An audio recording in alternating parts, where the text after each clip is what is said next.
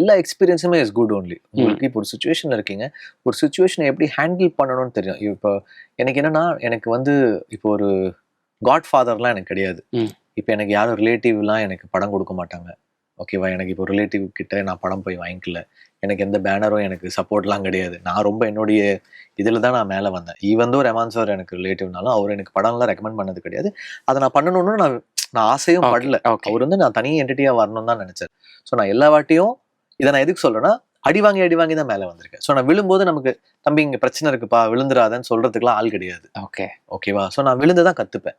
அப்படி கத்துக்கிட்டு ஒரு எக்ஸ்பீரியன்ஸ்ல நம்ம இருக்கும்போது அந்த எக்ஸ்பீரியன்ஸ் ரொம்ப இம்பார்ட்டன்ட்னு நினைக்கிறேன். அதை நம்ம அன்ரோல் பண்ண முடியாது. ஏன்னா ஒரு சுச்சுவேஷனை நம்ம எப்படி ஹேண்டில் பண்ணணும், மேபி அன்லேர்ன் பண்ணாம ஒரு சில சுச்சுவேஷன்ஸ் நீங்க ரீவைண்ட் பண்ணீங்கன்னா அதை நான் இப்படி ஹேண்டில் பண்ணிருக்க மாட்டேன்னு நான் நினைப்பேன். ஓகே, சரி இது வந்து நான் இப்போ இருக்கிற ஜீவி வந்து ஒரு 10 வருஷம் முன்னாடி அந்த சுச்சுவேஷன் அப்படி ஹேண்டில் பண்ணிருக்க மாட்டேன். அந்த மாதிரி வருத்தப்படுறது வந்து இருக்கும். ஐயோ அதை நான் இப்படி பண்ணிட்டேனே, ஒரு ரீவைண்ட் பட்டன் இருந்தா நல்லா இருக்குமே அப்படின்னு நினைக்கலாம். சிலது வந்து வந்து இமோஷனலா சொல்லுவோம். ஓகே, இப்போ கம்போசரா வந்து இமோஷனலாவும் ஒரு நல்ல காஸ்க்காக நம்ம சொல்லும். ஆனா ஹீரோவா நீங்க அப்படி சொல்லக்கூடாது. ஹீரோவா ரொம்ப செல்ஃப் சென்டர்டா இருக்கணும். ஏன்னா உங்களை நம்பி ஒரு பேனர் இருக்கு, ஒரு பணம் போடுறாங்க, டிஸ்ட்ரிபியூட்டர்ஸ் இருக்காங்கன்ற போது நீங்க ரிலேஷன்ஷிப்ஸ்க்காகலாம் நீங்க படம் பண்ண முடியாது. Okay okay